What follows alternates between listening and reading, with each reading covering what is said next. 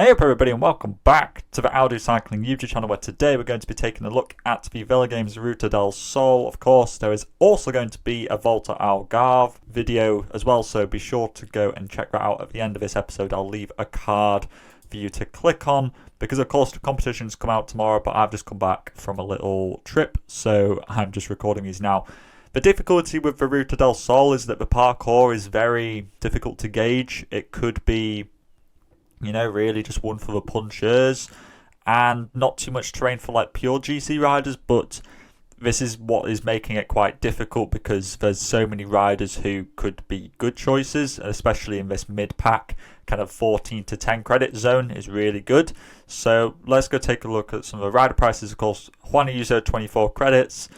You know, he makes the most sense considering that he is quite fast in a finish. Think back to, I think it was Tour of Romandy. It was either last year or the year before where he was sprinting, and he is really fast in a sprint. Of course, there are lots of other UAE Team Emirates riders here, but I think Ayuso will be heading up their GC prospects, but that doesn't mean that their other riders might not get a look in as well. At 24 credits, I think that Ayuso is, you know, he's safe, but I think there's probably going to be better value elsewhere.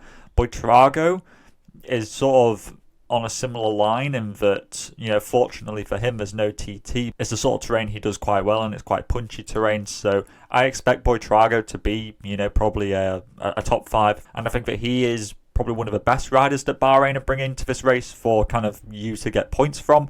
Like Caruso and Gal, I don't think are very great for this race. I just think that it's too punchy for them, and they're probably better options.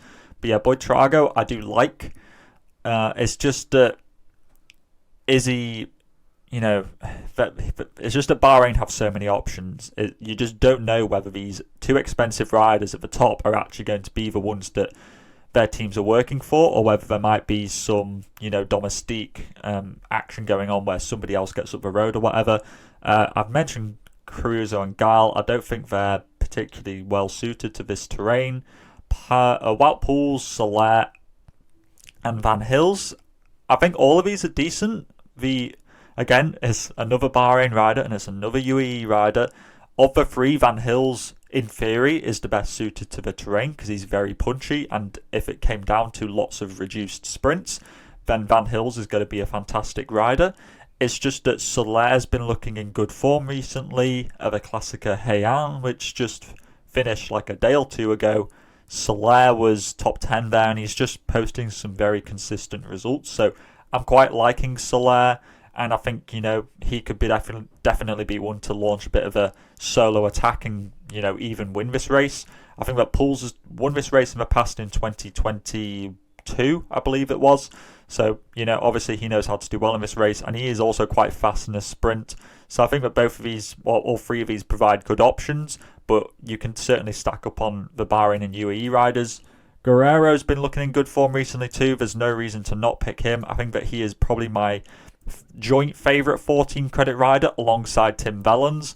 Wellens, of course, is in fantastic form at the moment. It's February. It's definitely Tim Wellens' sort of time in the year. So I think that these two are the best. Schmid and Haig I'm less likely to pick just because Schmid hasn't raced so far this year, but he is good over this sort of terrain in theory. However, I'm more willing to choose Guerrero and Wellens because they've actually raced. Haig, on the other hand, are just, again, very similar to Caruso and Gal. I don't think that he's particularly suited to this terrain, and I think that Bahrain will be more quick to go to like a Buitrago to get the results. 12 credit riders, quite a few. I'd say that Laurence is going to draw a lot of interest considering how he did at the Étoile de Bessèges, but there's a lot of longer climbs here, and I'm not sure if that's his kind of vibe, whether he's just better at the more punchy stuff. So definitely just think about that before immediately launching him onto your team. Dunbar, Lafay, Micah, Menton, all of these have, I don't think either of these are particularly great, to be honest with you. Dunbar's just got question marks because he crashed in the Volta Comunitat Valenciana. He didn't finish that. Lafay we haven't really seen so far this year, and I think that Decathlon have other riders they might go with, like Gal or Baudin. Mike will be a domestique, and Menton I don't know, apart from the last stage where he'll really be picking up points as a pure sprinter. I just think that the other terrain is too hard for him. Loads of 10 credit riders, my favourite ones being the two UAE boys, just because you never know which one we're going to go with. Covey, I still have flashbacks to the 2022 version of this race where Covey popped off and won a stage and finished in the top 10 like another 2 or 3 times. So Covey has also been looking pretty strong recently. He might just be a domestique, but I'm more than willing to put a bit of a gamble on him. I'd say that he's better than Arrieta at the moment, so if you had to pick between the two, go with Covey. But other than them, you've got kind of a lot of maybe not riders. Du Bois probably not. Monique, Sepulveda probably not. Van der Laan, in theory, is quite good for this terrain, but he hasn't been looking that great recently. Tiberi, you could go with as well. He's just another option for Bahrain Victorious to throw into the mix to try and counter UAE's options. Kielik, the pure sprinter, again, very similar to Menton, do well on stage 5, and Cantor as well, but outside of that, they really need to be picking up another kind of 1 or 2 top 5s to be worthwhile in this race, and I'm not sure if they'll do that. Fortunato's just, I think, too much of a pure climber to really be worthwhile. I'd say that, Serrano's a good puncher too. We've seen him do that, but is he going to be working for Guerrero? He did get pretty hard, dropped from the Classica Heian breakaway, so that's certainly not looking good in his favour. 8 credit riders, Baudin I think is really good. I think that he was strong at Tour de Bessèges, and I think that he'll probably continue that here. I think that he's probably one of the strongest 8 credit riders you could be going with. Berhe, if that's how you say it, Berhe. I'm so sorry for that pronunciation, but he's not bad either, because he was good in Comunitat Valenciana when Dunbar dropped out, so he could definitely do something. Johan Boo, just another guy who'll probably finish top 15, so it's pretty safe. Very similar for Nicola Conchi and Mark Donovan, really, is that all these guys will probably be like a top 20 candidate, but then might not get into the top 10 of many stages. So that's certainly something to be taken into consideration. And Javier Roma has been climbing pretty good recently. So a lot of riders who are going to be doing good in GC at the end, but not getting you that many stage points. 6 credit riders, there really aren't that many to be going at that I like. I would say wholeheartedly to try and avoid the 6 credit riders as much as you can. And I think you can do that because there's quite a lot of good value in the midfield bit. I'd say that Cepeda has done well in this race in the past. I think he's come 11th and 15th in GC the last 2 years, so I think that he's not bad. I think there's also David Gonzalez, I presume will be sprinting for Cairo. I think that I want to say that he was top 10 in some sprints in the Vuelta last year. It might be somebody else, but he's certainly probably the sprinter for their team. Haile Mikkel, he was 20th in GC at the Vuelta Burgos last year, so whether you want to take that into any sort of consideration. And then, honestly, it just go with Equipo Kern Farmer or Polti or the Cairo people, basically.